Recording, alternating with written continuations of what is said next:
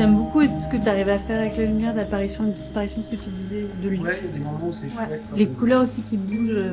Et là, je trouve qu'il faut qu'on trouve, mais j'aime bien l'idée, moi, qu'ils soient là, qu'on les voit en vie, et pas en vie, et en fait, ça dépend. Parce qu'il y a des moments, en fait, ils posent, tu te retournes, et tu vois le truc, et tu fais « Ah, qu'est-ce que c'est que ça ?» Oui.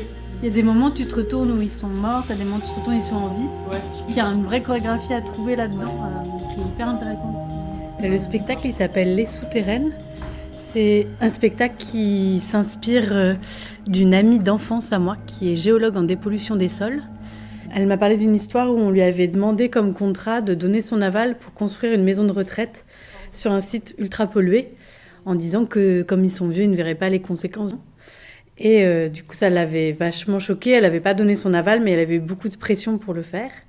Et une autre histoire où elle avait été sur un site où 3 ouvriers étaient morts parce que leur masque était périmé.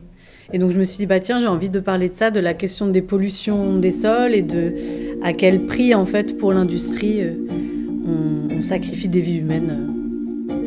On est plusieurs à être partis en immersion, donc avec mon amie Maude, qui est géologue, sur des chantiers. Nelly, notamment, qui joue son personnage, et puis moi. J'ai fait beaucoup de rencontres. J'ai rencontré un scientifique archéogénéticien qui travaille sur la question de la mémoire des sols et de la pollution. J'ai rencontré une journaliste qui est notamment citée dans les algues vertes, qui s'occupe beaucoup des questions d'activisme écologique. Des personnes qui travaillent dans des parcs naturels à côté d'usines, voilà, des choses comme ça. J'ai regardé beaucoup de documentaires en lien avec la mort au travail, les accidents au travail, la pollution.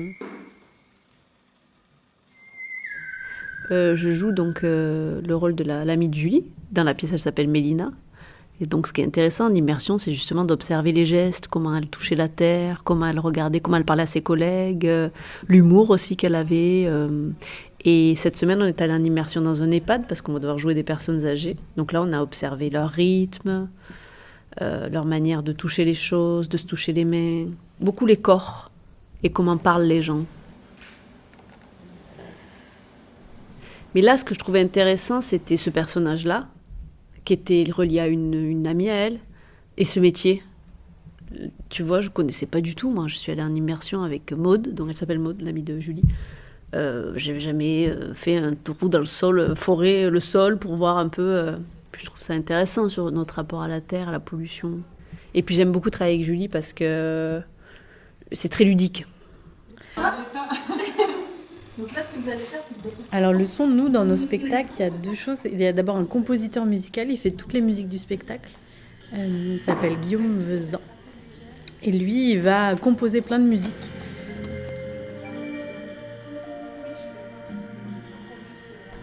Vous écoutez parler de l'alternance entre les moments de vie et les moments de mort. Est-ce que la musique fait pareil? Est-ce qu'on a...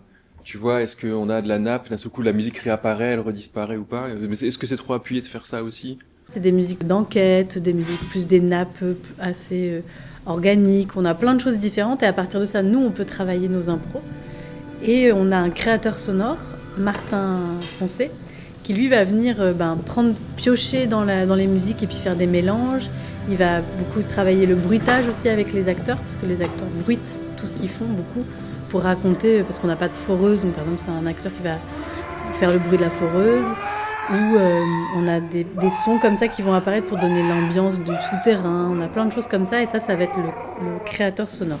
Est-ce que vous savez qu'est-ce qu'il faisait comme produit dans cette... L'improvisation, si tu veux, ça permet qu'au théâtre notamment, et puis dans le travail de Julie, un objet, on puisse le transformer et s'en amuser. Ça permet peut-être d'être moins réaliste. Réaliste, ça voudrait dire ce sac à dos, c'est qu'un sac à dos. Alors peut-être je peux m'en servir pour autre chose.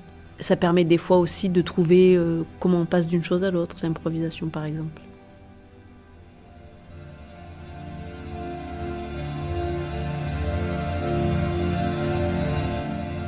Le manteau, il est là-bas.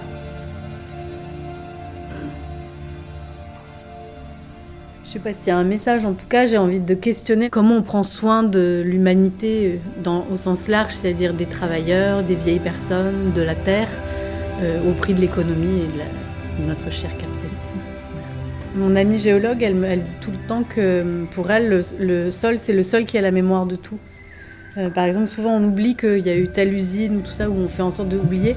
Et elle dit, et le scientifique que j'ai rencontré, qui est archéologue, il dit ça aussi, que vraiment la Terre, comme il y a des micro-organismes dedans, on peut les analyser, il peut nous dire quand est-ce qu'il y a eu pollution, depuis quand. Et ouais, c'est elle qui garde mémoire de tout, à défaut de nous. C'est ici qu'est envisagée la construction. C'est bien situé, assez facile d'accès pour les familles via l'autoroute à côté. C'est, il me semble, l'emplacement idéal.